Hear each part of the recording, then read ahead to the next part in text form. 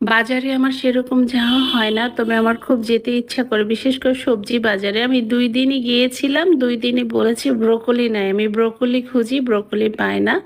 তো আজকে আমি ব্রোকলি পেয়ে গেছি। আসসালামু আলাইকুম, আমি ব্রোকলি ভাজি দেখাবো আজকে। তো প্রথমে আমি একটা ফ্রাই প্যান নিয়ে নিলাম। ফ্রাই প্যানের সঙ্গে আমি একটুখানি একটা ছোট টুকরা বাটার নিয়েছি আর কয়েক পিস রসুন নিয়েছি। রসুনটা হালকা একটু টেলে নিতে, বেশি লাল করব না। তখনই দিয়ে দিব হচ্ছে আমি এই যে গাজর দিয়ে দিব। একটা একটা গাজর নিয়েছি, গাজরটা পুরাটা দিয়ে দেবো, এরকম লম্বা করে স্লাইস করে নিয়েছি।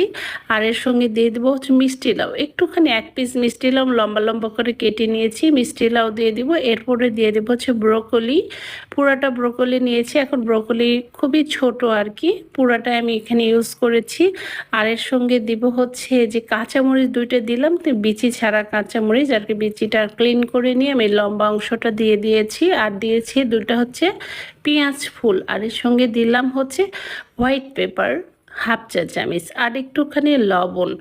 আর আমি কিছুই দিব না, এটা একটু ঢাকনা দিয়ে ঢেকে আমি একটু ভাপ দিব। যখন সবজিটা গা ছেড়ে দিবে হালকা, তখন আমি একটু নেড়ে চেড়ে যে একটুখানি পানি ইউজ করেছি, ধরে না হচ্ছে 1 টেবিল চামচ পানি ইউজ করেছি, করে আমি ঢাকনা দিয়ে ঢেকে দিয়েছি। যে এখন আমি ভাপ দিয়ে আর কি এটা হয়ে গেছে আর কি। সবজির গা যখন ছেড়ে দিবে তখন আমি নেড়ে ছেড়ে এটা আমি এখন নামায় ফেলবো। খুবই মজার, এই শীতে আপনারা ব্রোকলি ভাজি ভাবে খেতে পারেন, খুবই স্বাস্থ্যকর খাবার। ভালো থাকবেন। আল্লাহ হাফেজ।